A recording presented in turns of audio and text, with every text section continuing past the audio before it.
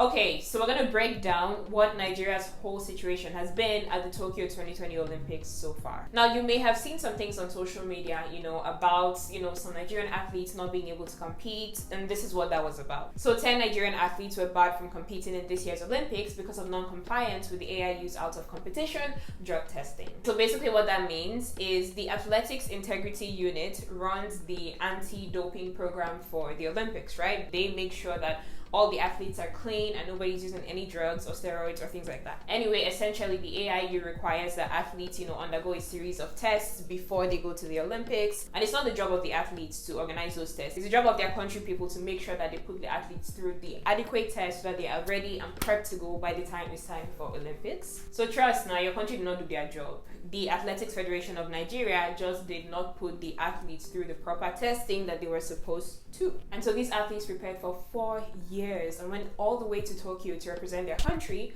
only for the AIU to say, no, these athletes can't participate because they were not put through the proper testing. So that's what was going on with that whole situation, and that's why some of these athletes were protesting, in Tokyo. There were pictures going around on social media of them protesting. Now, of course, we weren't the only ones, there were other athletes from other countries that were barred from participating because they too did not undergo the proper testing. But from all the other countries put together that had athletes disqualified because they were not tested properly, it was only 10 athletes, right? From all the other countries combined, whereas Nigeria alone had 10 athletes that were disqualified. So basically, now we carry first for this matter. The Athletics Federation of Nigeria released a statement taking responsibility for not putting the athletes through the proper testing. Basically, they gave some weird-ass apology and said the AFN has taken proactive steps to avoid future occurrences by appointing Professor Ken Anugueje as the head of the Medical and Anti-Doping Commission of the Federation. Well done. You have still done what you did to the athletes that cannot participate because of you. And then they go on to say it's worthy to note that the 10 athletes did not test positive for any banned substance, but rather did not meet up with the last of the 3 out of competition tests. And I'm like, yeah, we know this is fully your fault. This is not the fault of the athletes. Why are you telling us? Anyway, as you can imagine, some of the athletes were very, very vocal about their disappointment, as they should be. This is what Annette Echikunwoke posted on social media. She says, on my 25th birthday, I was officially informed that I cannot compete at the Tokyo 2020 Olympics due to the negligence of the federation I was set to compete for. I can't even begin to explain how heartbroken I am. It honestly feels like a fever dream to think of all the hours of throwing sessions, hundreds of hard lifts, all the moments when my body aches in pain, and reminding myself it will be worth it just to keep pushing on, sacrificing time with loved ones, and all I'm left with is this sinking feeling in the pit of my stomach. And then she goes on to say, to be clear, in capital letters, the Athletics Federation of Nigeria did not go through the process to set up proper testing for us athletes. They left us in the dark about this whole drug testing issue until the last minute, where we were left helpless. We cannot let anything like this happen again to athletes, devastating dreams and crushing opportunities. Now, honestly, I felt the need to read what she said verbatim, just to fully give us a chance to appreciate how heartbroken these athletes must be, because I know how upset I was when I read what happened, right? I can't imagine what it must be like for them after preparing for Olympics for at least 4 years, doing what you're supposed to do, and the thing that puts you out of the game, that disqualifies you, it's not even any of the normal things that you would it's not an injury, it's not something you didn't do right, it's not you doping. Is the fact that the very country you're going to represent just could not do their one job and come through for you.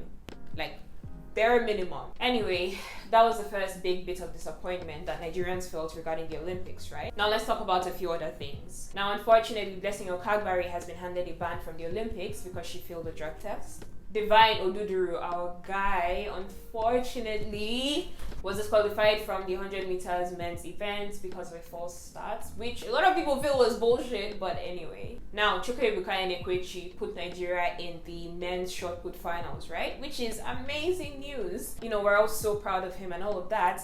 And then he made a TikTok, where he was essentially washing his jersey because he had only one, as in Nigeria gave him only one jersey to go and compete with. But let me not say Nigeria, the Athletics Federation of Nigeria, or whoever was in charge of this sort of stuff. And when I saw it on Twitter, I was like, So I don't understand. Like, would they have died if, like, one jersey, one for somebody that's trained for years and years to go and represent your country? It's one jersey you people gave you. You wanted to be washing it and or drying it as if it's secondary school. Like, some people will eat breakfast though, I swear. Like, must Nigeria be so consistent in frustrating you, like, to the core in every way, shape, or form, even locally or internationally when you go to represent? I saw this tweet a while ago where someone asked that how is it that, like, Nigerian secretariats, you know, they always find a way to preserve the atmosphere of suffering every time you come in, even if it's not in Nigeria. So even if it's in London or in Paris or anywhere else, as far as you are inside the Nigerian embassy, they will make sure that you suffer. They will make sure that they stress you out. The office will be hot somehow, even if it's winter. And obviously they were joking, but at the same time they were not joking, because when my brother went to get his passport done in the embassy here, they insulted him. I'm like, must we be so consistent with preserving an atmosphere of suffering? Like, why? Anyway, I really hope Enekwerichi brings back the gold. Yeah, I can't imagine it's easy on those athletes. Switching gears, Chimezie Metu of the Tigers also spoke out about some of the things, you know, they faced on their end. So the Tigers are the basketball team that represented Nigeria at the Olympics, right? And when we were so excited, it was amazing, you know. So I'm going to read some of his comments, the things he said. He says, I'd like to use this time to bring awareness and comment on the off-the-court things a lot of Nigerian athletes have had to go through in these Olympics. It's extremely difficult to go out there and try to focus on the basketball game. It was a lack of attention to detail and a lack of empathy for the hard work that's put on us athletes by the Nigerian Olympic Committees as well as the government. For 60-something athletes to fly halfway across the world and get disrespected and humiliated by our country, that's something that I'm pretty sure none of us will stand for. I commend Coach Mike Brown. He's put a lot on the line for us. We had to practice with no coach before we played the best team in the world, Australia. I just feel I have to bring attention to that and try to use this platform to speak out against this. And then he finishes up by saying, we see other countries and how they're living and it's just so smooth for them. Man, what I wouldn't give to have that. Like I said, all of us would die for our country. Are you serious? Okay. Like I said, all of us would die for our country. We would put it on the line, every last one of us. They make it extremely difficult to want to go out there and want to represent, honestly. And I understand what he means, man. All of us do. Those athletes that played for the Tigers, they didn't have to do that. Meto plays for the Sacramento Kings. He chose to be there. They all chose to stand up and go and represent Nigeria. They did not have to. But unfortunately, our able government still felt the need to disgrace them, as per everybody should eat breakfast. And under the post, I saw that somebody in the comments said that, but like, they only went and represented Nigeria because they could not make it for the American team. So why is he complaining? And when I said that, I was like, if I slap you, did you make it for the team? Did you make it for the Nigerian team or the American team? Like, that is such a rude and dismissive thing to say. And even on the off chance that that was the case, they are athletes representing a country. It is the country's responsibility to take care of them and not go and disgrace them in Tokyo. Let's be guided, Jerry. Like, I know this is dramatic, but the whole time I was planning this video, you know, I kept thinking of that thing Chinua Achebe said about how being Nigerian is abysmally frustrating and unbelievably exciting, because I was just like heavy on the abysmally frustrating right now. Anyway, let's close out with some good news. Blessing Oborodudu won the silver medal in the 68 kg women's freestyle wrestling event, and we are all so proud of her. I actually watched the match and I absolutely loved it. I think I actually almost started crying a little bit. I was just so proud, you know, it was amazing. She did an incredible job. And the commentator was talking about, you know, all the things she has had to overcome to be where she is, right? You know, as a woman in Nigeria, you know, playing the sport of wrestling and all the things people told her and how people always, you know, told her she couldn't do it, and just they were just, I don't know, man. It was very inspiring. And I was thinking to myself that, like, if I were like a 5-year-old girl watching that match and seeing her, you know, get the silver medal, that would probably be the moment at which I would be like, oh my god, I feel so inspired, like, you know, I want to become a wrestler, things like that. But unfortunately it's late for me. The time has passed.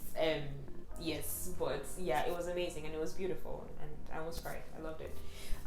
Anyway, Essay Brume won the bronze in the women's long jump event, which is also amazing. Was so proud of them. Yeah, I'm really glad that we had that bit of good news. But yeah, that's where we're gonna stop on that bit of good news.